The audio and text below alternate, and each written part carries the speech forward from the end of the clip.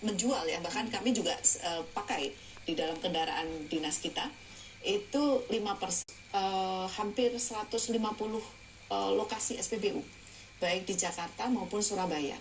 Nah, ini melihat potensi dalam negeri karena sumber bahan bakunya itu didapat dari dalam negeri. Dari Pertamina melakukan trial market 5%. Dan ini ke depan karena Pak Menteri sudah mentargetkan dalam 2-3 tahun ke depan kita bisa mandatori E10, etanol 10%, saya rasa itu perlu disiapkan. Lebih dari tahun 2000 keluarannya itu sudah adaptif dengan etanol ini.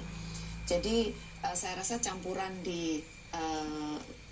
untuk bensin ya, bensin itu bisa lebih bagus dengan bioetanol.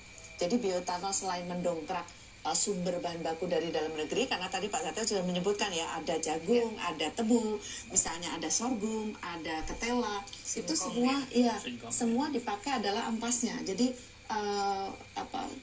tidak ada isu untuk pangan ya, karena yang tebu dipakai ampasnya, molasses ini yang sekarang dipakai oleh Pertamina.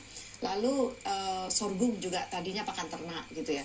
Lalu ketela juga ketela pahit.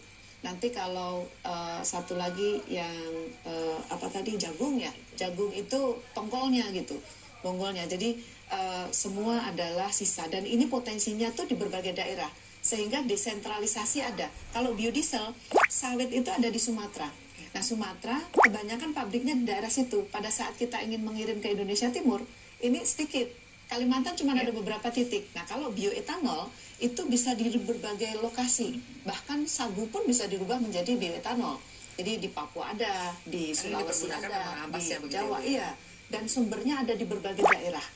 Di Lampung ada ketela kan. Nah, di situ upaya untuk desentralisasi ini dan melibatkan berbagai petani di berbagai daerah ini perlu didorong dengan adanya mandatori bioetanol tadi. Jadi tidak hanya untuk sumber bahan baku, serapan tenaga kerja juga ada, dan kita harapkan sekarang mulai masif ya investor, karena kita sudah pasti pemerintah akan memandatorikan 10% demikian.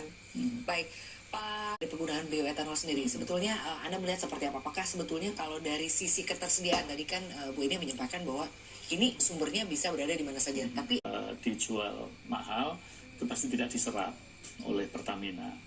Nah, dan lagi etanol itu beberapa waktu yang lalu mereka merasa lebih untung kalau dia masukkan di industri minuman, ya, sehingga mereka banyak diekspor. Tapi itu kan menjadi tantangan yang sudah diantisipasi oleh pemerintah pada waktu sekarang.